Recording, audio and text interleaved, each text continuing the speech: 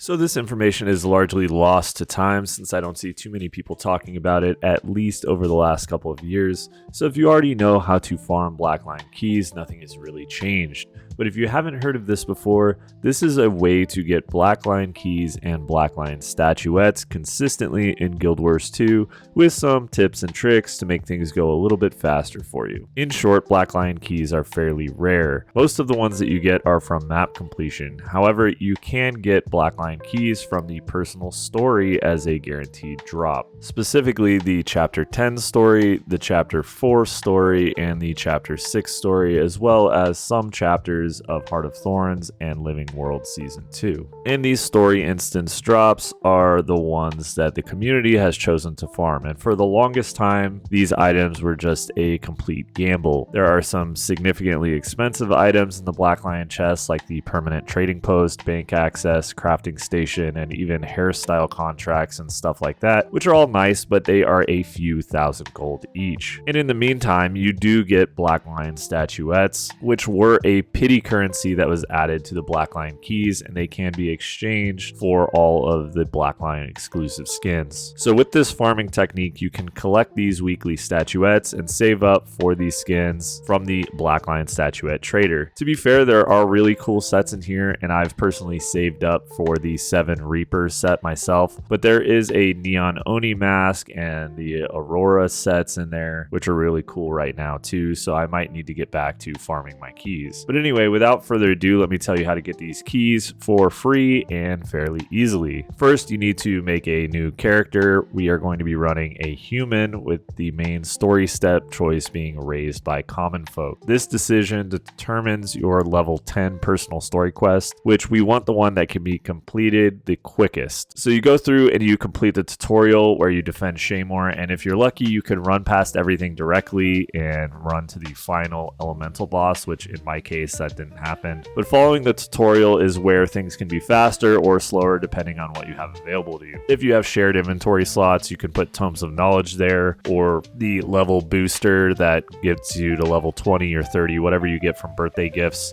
But more importantly, you can either get a Dreambound weapon from the Mist Stranger during the Halloween events, which ironically is happening right now. But if you are watching this and it isn't Halloween, you can get a Bloodbound weapon from the faction Provisioners for Provisioner tokens in Heart of Thorns. And these weapons are important because they are rare quality, they remain account bound, and they scale in strength based on your character's levels. So in short, they are the best in slot weapon for your key farmer with no level requirement. I personally got the Great Sword for this since it's used on a ton of different classes, but you can figure out which weapon you prefer for your runs. And in short, once you get the class to level 10 through traditional leveling, Tomes of Knowledge, or birthday boosts, and you give them the appropriate weapon, you literally just try to complete the level 10 quest as fast as you can.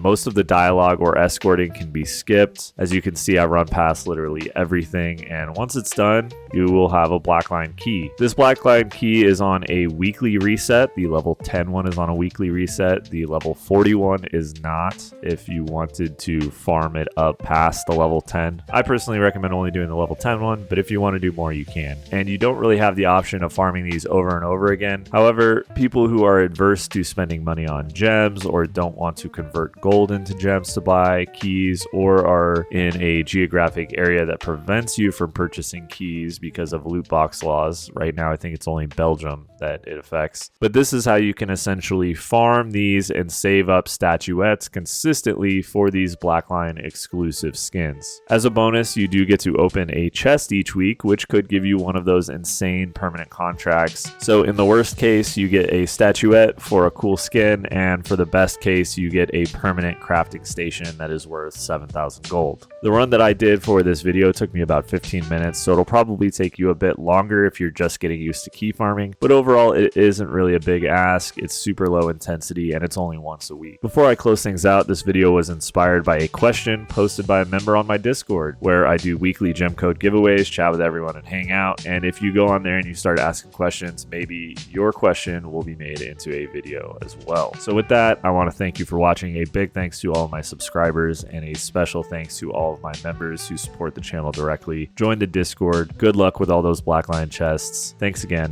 and I will catch you on the next one. Peace.